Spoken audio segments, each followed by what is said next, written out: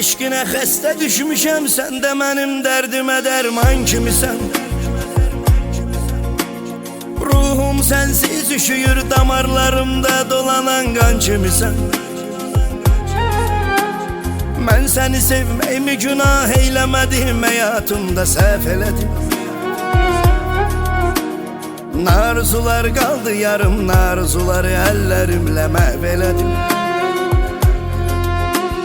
Yadındadırmı sən idin tək nəfəs almaqma səbəbkar ürəyim? Nə məni özgələr də ara, nə məni özgə ürəkdə axtar ürəyim. Qənim kəsildi mənə, sən qəsdimə durdun qəti düşmənim kimi. Mən necə yandım, yanacaqsan kül olub, qəm kədərlə mənim kimi.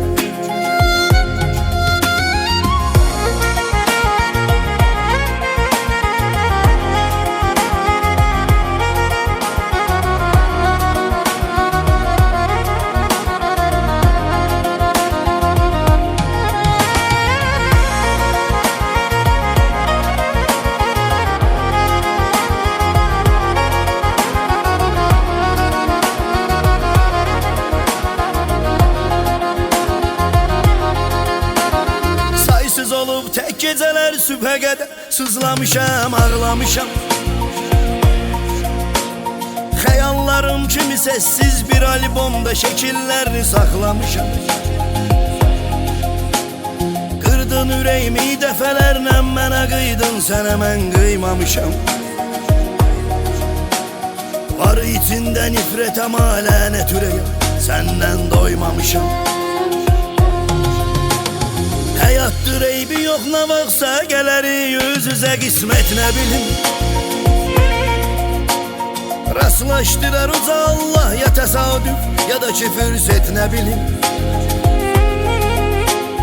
Gözlərindəki kədəri, üzüntünü hiss eləyim, baxım keçim.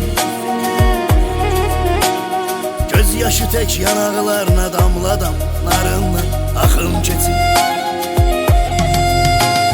Yadındadırmı sən idin tək nəfəs almaqma səbəbkar ürəyim?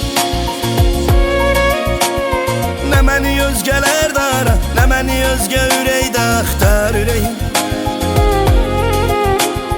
Qənim kəsildi mənə, sən qəsdimə durdun qəti düşmənim kimi.